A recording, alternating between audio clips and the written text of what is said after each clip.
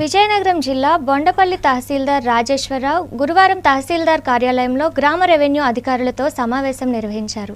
ఈ సందర్భంగా ఆయన మాట్లాడుతూ రీసర్వే కార్యక్రమాన్ని సమర్థవంతంగా నిర్వహించాలని ఆదేశించారు. గృహ నిర్మాణాల కోసం స్థలాలను సేకరించాలని సూచించారు. ఏవైనా సందేహాలుంటే తన దృష్టికి తీసుకురావాలని అధికారులకు సూచించారు.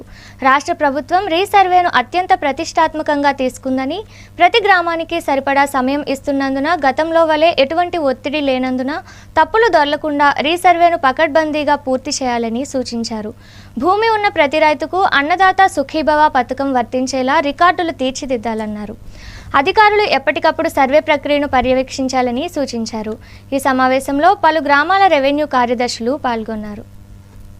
నిన్న గౌరవ జిల్లా కలెక్టర్ గారు, గౌరవ జాయింట్ కలెక్టర్ గారు సంయుక్తంగా రెవెన్యూ ఆఫీసర్స్ కాన్ఫరెన్స్ నిర్వహించడం జరిగింది. దీనిలో కొన్ని నిర్దిష్టమైన సూచనలు చేశారు.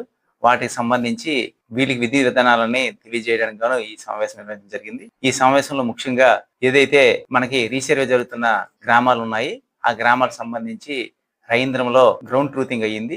ఇప్పుడు వెక్టరైజేషన్ అవుతుంది. దానికి సంబంధించి ఖచ్చితమైన కొలతలతో ఏదైతే గ్రౌండ్ లో తీసుకున్న కొలతలకు అనుబంధంగా ఎల్పిఎం అనేది తయారు చేస్తారు. దానికి సంబంధించి విలేజ్ సర్వేర్లకి కొన్ని సూచనలు చేయడం జరుగుతుంది.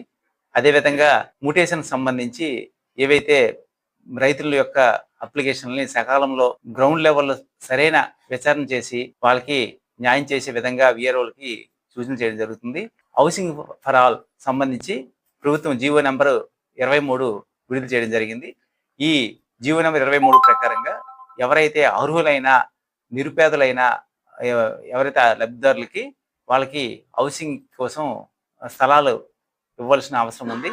వాటికి సంబంధించిన అప్లికేషన్ని త్వరితగతిన కంప్లీట్ చేయమని గౌరవ జిల్లా కలెక్టర్ గారు సూచన చేసి ఉన్నారు.